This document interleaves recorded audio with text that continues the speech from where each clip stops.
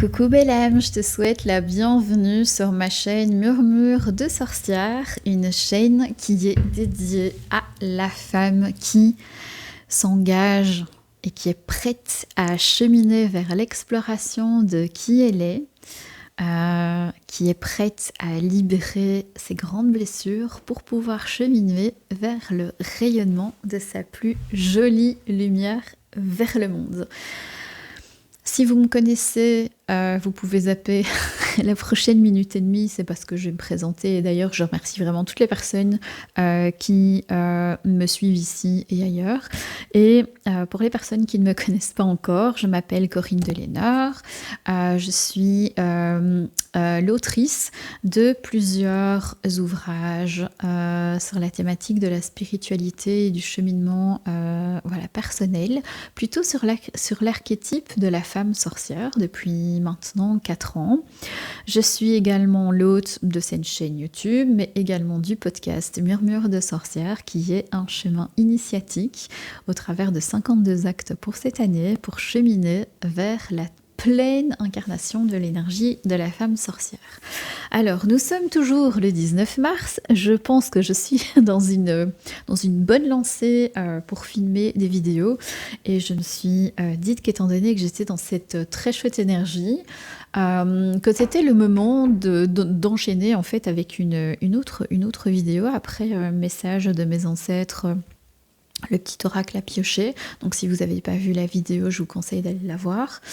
J'ai bavardé, pipletté par rapport à lui.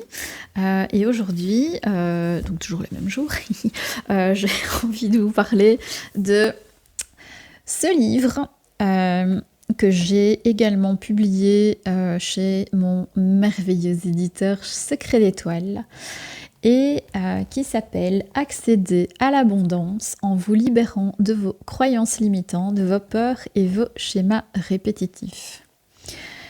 Alors, cette fichue abondance, vraiment, on a tous envie, ou presque, de venir la toucher plus facilement que de venir toucher les étoiles. Et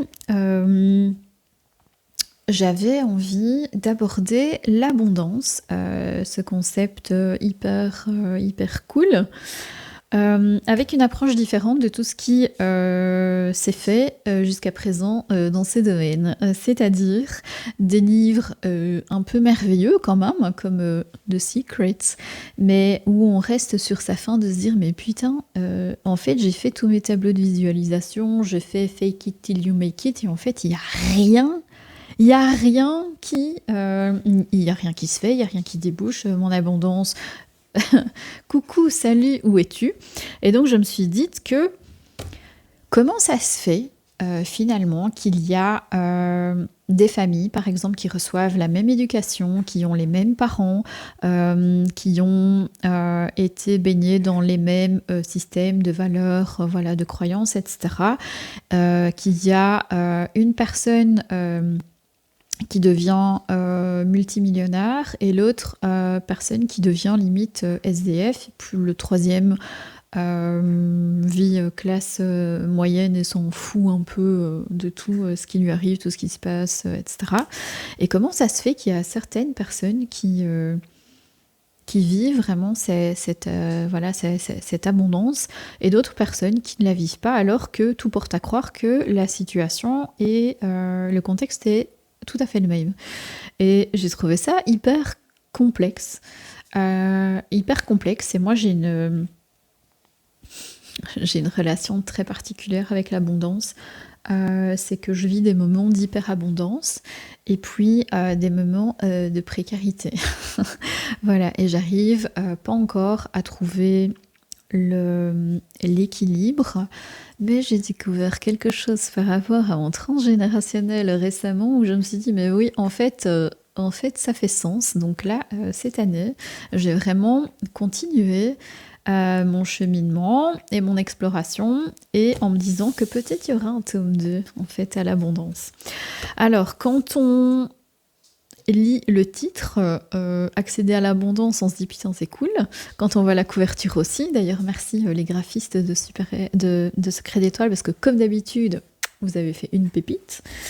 Et puis après, le sous-titre, on se dit, en se libérant des croyances limitantes, des peurs et des schémas répétitifs, ce livre risque d'être au chiant au pas possible.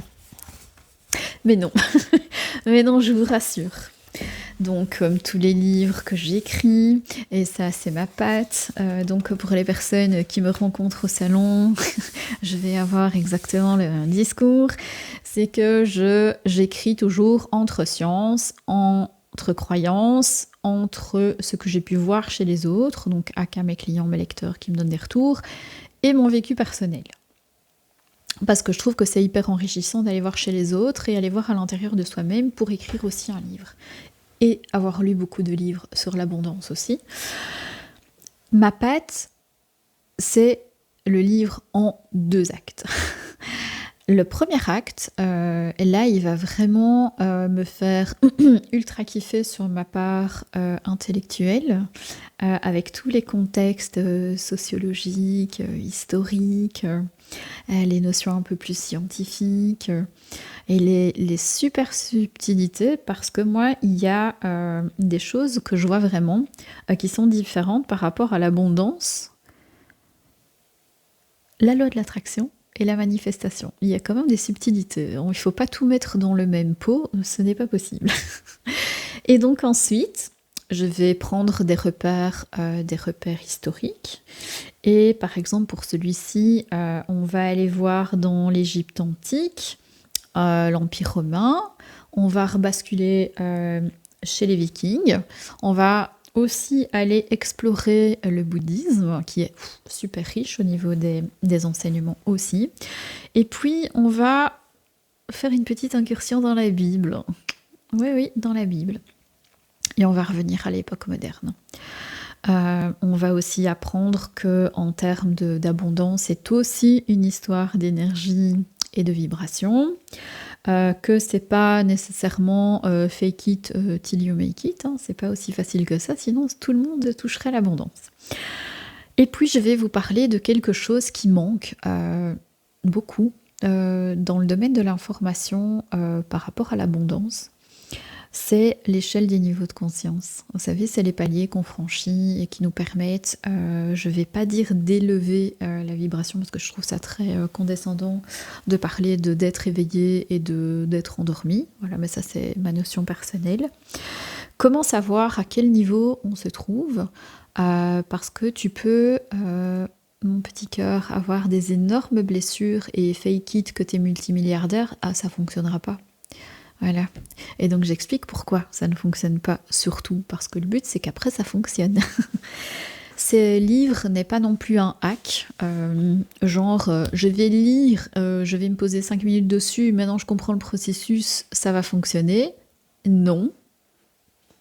Ça va être à lire, à accueillir, ou pas, à accepter, ou pas. Et il y aura tout un cheminement à réaliser pour, de 1, identifier où on est, ce que c'est pour soi l'abondance, parce que l'abondance, ça peut être en train de nager dans une piscine remplie de dollars. Pour une autre personne, l'abondance, ce sera simplement, pour moi, l'abondance, c'est avoir 4 chats. J'en ai 2, n'est pas encore 4, monsieur veut pas. Quand on pourrait ouvrir un bar à chats. Ceci étant dit, l'abondance, ça peut être une abondance de bonne santé, ça peut être j'ai plein d'amis qui m'aiment, donc la notion de l'abondance, c'est pas qu'une question de pognon. Voilà. Après, lorsqu'on a un petit peu accueilli sa notion d'abondance, qu'on a été voir un peu ce qui s'est fait un petit peu partout dans le monde, chez les anciens très anciens, chez les moins anciens et chez l'ère actuelle, on va aller chercher dans ce que vous avez peut-être pu identifier comme les choses chiantes sur la couverture, mais qui ne le sont pas, qui sont plus que passionnantes, quand on les regarde avec amour, quand on les regarde avec compassion. Je vous assure qu'en les regardant avec ce type d'énergie, elles passent de chiantes à passionnantes. J'en sais quelque chose. Moi, la grande peureuse il y a 15 ans, je trouve la peur maintenant, mais merveilleuse. Quel merveilleux signal elle me donne. Après, quelle importance, moi je lui octroie, ça, voilà. On va parler de l'ego, parce que y a un truc qui me hérisse les poils dans le domaine de la spiritualité, c'est qu'il faut détruire l'ego à tout prix. Non, tu ne détruis pas tes couches de personnalité, sauf si tu as envie de ne plus exister. Mais si tu veux toucher à l'abondance, mon petit cœur, je pense que c'est pas la marche à suivre. On va revenir sur qu'est-ce que c'est que l'ego et à quel moment il va poser problème. Voilà, parce que c'est lorsqu'il pose problème que c'est intéressant de se pencher dessus pour pouvoir venir lui donner beaucoup d'amour, venir l'écouter, l'accueillir avec compassion, tendresse, et tout ça. Ensuite, bien évidemment, on va venir parler des peurs. Et il y a beaucoup de peurs. Il y a beaucoup de peurs qui se déploient et qui viennent bloquer notre désir d'avoir tout ça dans sa vie. Il y a la peur de manquer, je parle de la peur de l'échec, mais la peur du succès aussi. Moi, j'étais une grande peureuse du succès. Et si j'ai du succès, c'est quoi le succès? C'est vendre beaucoup de livres, c'est d'aller à des séances de dédicaces, c'est devoir potentiellement voyager en France, même si c'est pas loin, je suis fatiguée et j'ai pas envie de parler à 46 000 gens parce que je sais pas comment faire. Ça peut être ça aussi. Il y a la peur du jugement, donc le regard que les autres et que nous-mêmes portons sur nous-mêmes, la peur du changement, la peur de la réussite d'autrui et pas de nous-mêmes, la peur de l'insécurité et de l'inconnu. Et puis après, on va vraiment voir comment chaque peur, elle peut arriver vers nous et ce qu'elle nous fait ressentir outre la peur. Parce qu'il y a aussi les personnes qui ont peur d'avoir peur de la peur d'avoir peur. Voilà. Moi, j'étais un peu comme ça avant. Et puis après, dans les trucs qu'on pensait qui peuvent être chiantes et qui sont passionnantes, il y a les croyances.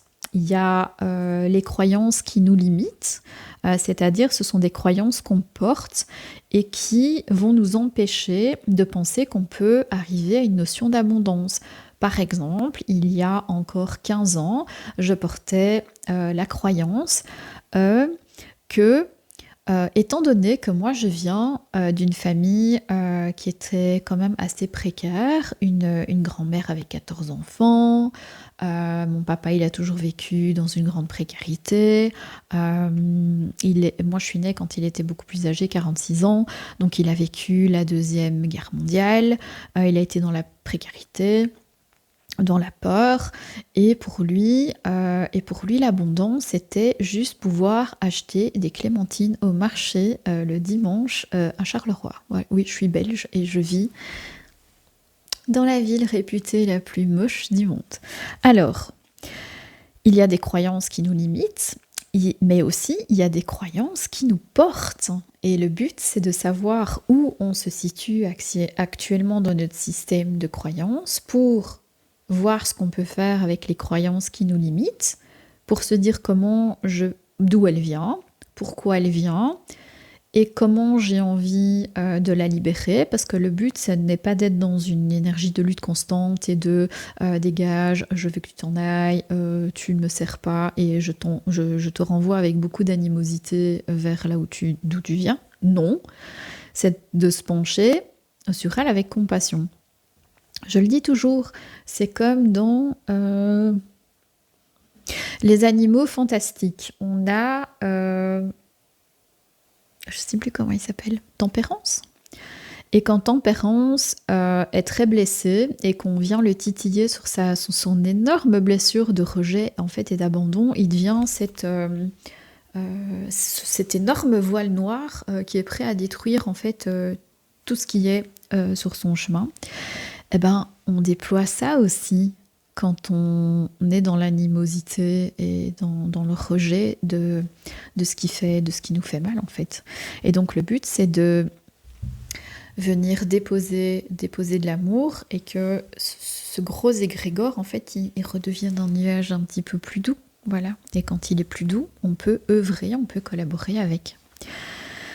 Et donc, le but, c'est de venir apaiser ces croyances, de voir par quelle énergie on pourrait la remplacer. Et puis, au niveau des croyances qui ne nous limitent pas, c'est de se dire comment je peux les porter au niveau suivant et cheminer de cette façon. Après, il y a d'autres choses qui peuvent venir bloquer notre cheminement tout court, que ce soit vers l'abondance ou pas.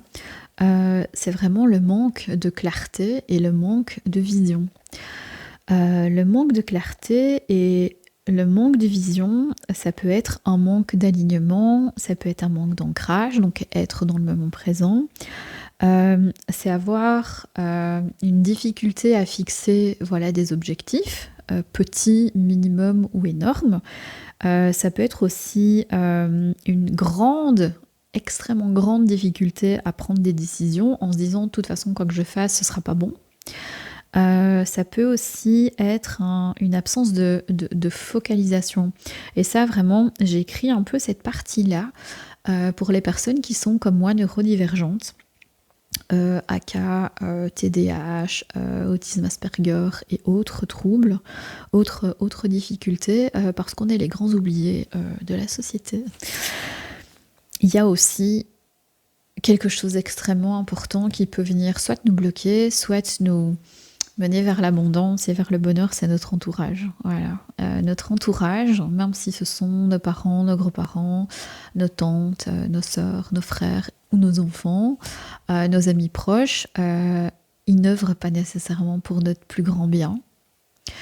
Ils sont parfois toxiques, pas parce qu'ils veulent être toxiques, mais parce qu'eux-mêmes portent un système de croyances, portent des peurs qui font qu'ils n'ont pas la possibilité de se déployer autrement auprès de nous, et ça ne veut pas dire qu'ils ne nous aiment pas, ça veut dire qu'ils n'ont pas encore appris comment faire.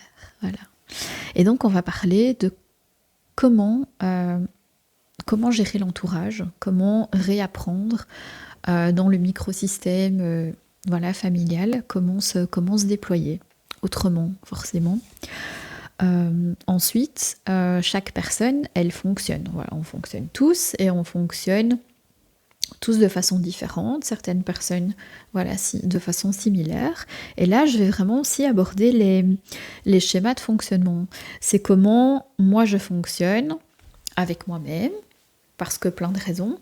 Pourquoi je fonctionne comme ça dans mon petit cercle proche et comment je fonctionne dans le système de la société. Parce qu'il y a mon microsystème, il y a la systémique familiale, proche, et puis il y a le macrosystème du monde. Et en fait, on a une façon de fonctionner de soi avec soi d'une façon, puis quand on entre dans le deuxième cercle et dans le troisième cercle, on porte souvent ce qu'on appelle les masques sociaux. Voilà. Et donc le but, c'est d'aller voir comment on fonctionne dans les 3 ou plus de systèmes, comment on peut gérer par exemple la procrastination, l'autosabotage. Moi j'étais une experte au niveau expert là-dedans, et j'y reviens en fait régulièrement quand je suis comme par exemple maintenant dans une phase de nouvelle couche de l'oignon qui se pèle, vous voyez.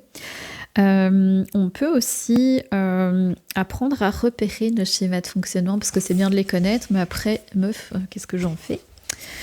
Oui, je suis entourée de beaucoup de jeunes, donc des fois mon langage, voilà.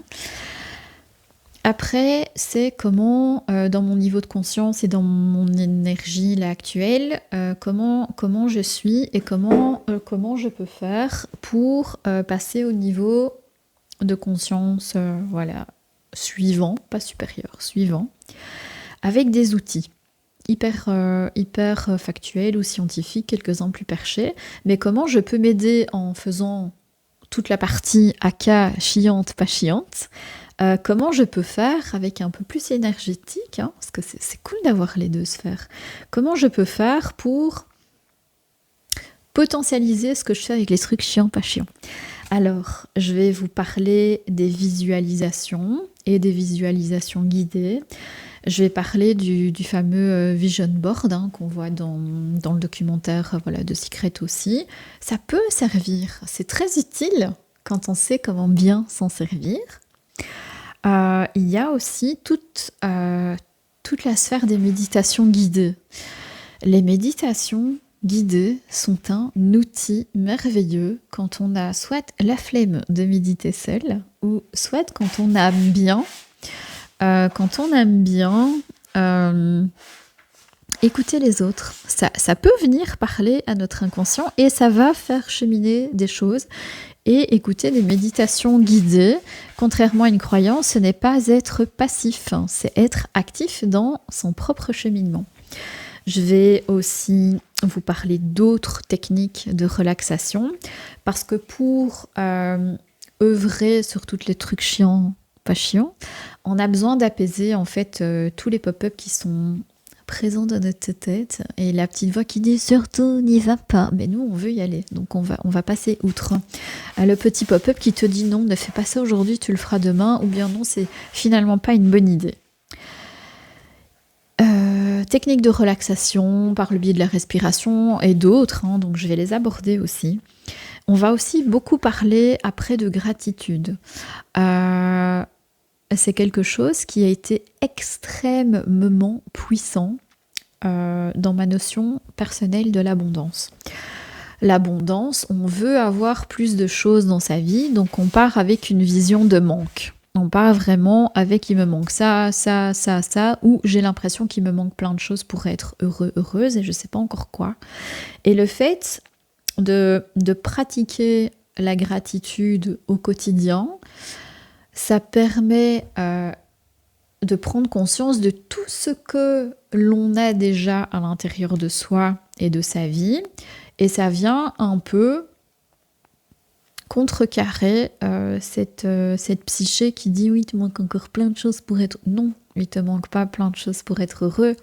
Tu as déjà plein de choses et tu peux avoir envie d'encore plus de choses pour être heureux. Et quand on part avec une vibration qui est plus dans le manque, c'est hyper puissant. Mais quand je dis hyper puissant, ça n'a l'air de rien, mais ça a l'air... C'est puissant. C'est pas que ça a l'air, c'est que c'est extrêmement puissant. Et à partir du moment où vous pratiquez la gratitude comme bon vous semble, que ce soit à l'écrit, à l'oral, dans votre tête, 1 fois par jour, 10 fois par jour, 1 fois par mois, quand vous en faites une habitude, elle s'intègre. Et quand quelque chose s'intègre à l'intérieur de soi, généralement, elle ne s'en va plus. Donc ça, c'est plutôt cool. Alors, vous allez me dire, mais finalement, et l'énergétique dans tout ça et le côté sorcière, il est où dans le livre ? Et c'est là que vient la deuxième partie. Après tout ça, je vais parler des fréquences sonores qui peuvent venir réveiller des choses en nous pour qu'on puisse se pencher dessus. Je vais parler des fréquences musicales, les types de sons, et je vais parler des outils qui sont utilisés dans le domaine de l'énergétique par le biais des sons, mais pas tous. Mais je vais parler du tambour chamanique. Je vais parler des rythmes binauraux, par exemple, pour les personnes neurodivergentes, autistes, tout ça. Je vais aussi parler, parce que j'ai parlé aussi un peu de la Bible à un moment donné, je vais aussi parler des chants grégoriens et de leur fréquence sonore spécifique qui va vraiment aussi venir déployer des choses magnifiques à l'intérieur de nous. Ensuite, je vais parler d'un autre outil qui est beaucoup utilisé dans le domaine de l'énergétique, mais c'est le tarot en fait.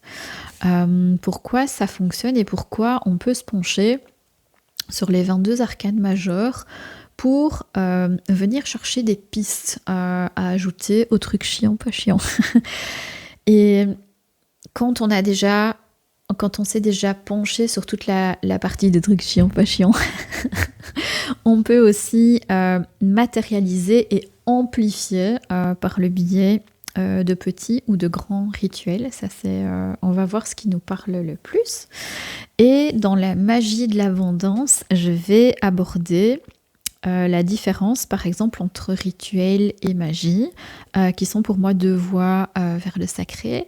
Je vais parler aussi de comment on peut utiliser la ritualisation et le pouvoir, la puissance que le rituel ont dans les rituels d'abondance. Donc voilà, faire le lien entre les deux. Je vais parler aussi de l'énergétique des plantes. J'adore ça. Moi, j'ai été élevée quasiment par une herboriste, donc c'était plantes tout le temps, et j'adorais ça. Je trouve ça fascinant. Il y a des plantes qui portent une empreinte énergétique qui se rapproche en fait du cheminement vers l'abondance. Je vais vous expliquer 11 plantes qui peuvent être utilisées dans vos rituels liés à l'abondance, pourquoi elles portent l'empreinte énergétique et comment vous pouvez chacune les utiliser, pourquoi ça fonctionne. Et parce que je suis gentille et parce que j'adore aussi transmettre, je vais vous fournir des exemples de rituels. Des exemples de rituels faciles, simples, pas nécessairement onéreux, avec des choses voilà, qui sont à disposition un peu partout. Ensuite, je vais parler de tout ce qui est règne minéral, que j'aime beaucoup aussi. Et je vais parler, par exemple, de 12 pierres qui peuvent venir stimuler le passage vers des autres niveaux de conscience. Et je vais vous parler de deux super cristaux que moi j'ai beaucoup utilisés en fait et que je porte très régulièrement et qui viennent toucher des fréquences énergétiques pas proches de l'illumination mais qui permettent de venir vous happer quand vous êtes dans un cheminement, attention, conscient. Pas quand vous êtes dans la peur, les doutes, au fond du trou de la maladie. Ne les utilisez pas ces deux-là, hein, on est d'accord. Et puis je vais vous donner un mode d'emploi qui est plutôt à l'usage alors des débutants au niveau des rituels, parce qu'on fait pas un rituel n'importe quand, comment, sans intention. On n'appelle pas n'importe quel type d'énergie, on les renvoie s'il vous plaît dans leur voile, on les aime, on les honore surtout. Et bien évidemment vous êtes sur 153 pages de connaissances à explorer pour vous-même, pour les autres aussi. Vous pouvez prêter ça à des copains, des copines, maman, papa, entourage après. Bien évidemment, je ne suis pas un être illuminé. J'ai cheminé, j'ai appris, j'ai lu des livres, j'ai regardé des documentaires, j'ai fait des formations. Et donc du coup, je vous ajoute aussi une bibliographie pour que vous puissiez déjà voir que je suis quelqu'un de sérieux et que je ne claque pas des informations non vérifiées dans mes livres. Parce que ça, au niveau des livres sorcières, faut faire attention parce qu'il y a beaucoup de tout et de grand n'importe quoi aussi. Pas chez mon éditeur et chez certains autres éditeurs, mais voilà, faites attention, en bon père et mère de famille, à vérifier qu'il y a bien des sources dans les livres. Voilà. Que dire d'autre ? C'est un compagnon dans lequel vous allez pouvoir piocher pendant de nombreuses années. Pourquoi ? Lorsqu'on est au fond du trou, on a une vision de la vie. On va cheminer avec ce livre et on va essayer de franchir, etc. Puis à un moment donné, on va se dire on n'est plus besoin et c'est trop cool. Et puis quelques moments plus tard, vous allez avoir une deuxième couche de l'oignon, mais quand vous allez voir la deuxième couche de l'oignon, vous aurez une autre perception de la vie, un autre système de croyances, d'autres peurs. Et vous pouvez y revenir, parce que quand vous allez venir le relire, vous allez y trouver d'autres choses. Et puis après, vous allez cheminer, explorer, intégrer, accueillir, Et puis un petit peu plus tard, vous allez encore vivre une nouvelle couche de pelure de l'oignon, et une peur ou une croyance qui vous aura pas du tout touché, ou une information où vous vous êtes dit non, c'est pas pour moi. Peut-être qu'il y a un truc qui va se révéler, vous allez vous dire ah non, c'était dans le livre de Coco. Et donc vous allez pouvoir revenir au livre et venir en fait y repuiser des informations. Et c'est ça que j'aime beaucoup avec le cheminement, pas l'éveil, le cheminement personnel et spirituel, c'est que moi j'essaye de travailler mes livres pour qu'ils soient de réels compagnons de vie. Voilà. Sinon, au niveau des graphismes, on est toujours sur du secret des toiles, donc c'est toujours super beau. On est toujours sur un soft touch. On est toujours sur ces jolis coloris voilà, spirituels, hein. Et on est sur vraiment un graphisme qui est très bien travaillé, qui est très clair. Là, c'est un petit peu plus dense. Il y a toujours de super jolies images. Attendez, hein, j'essaye de vous trouver, les rituels.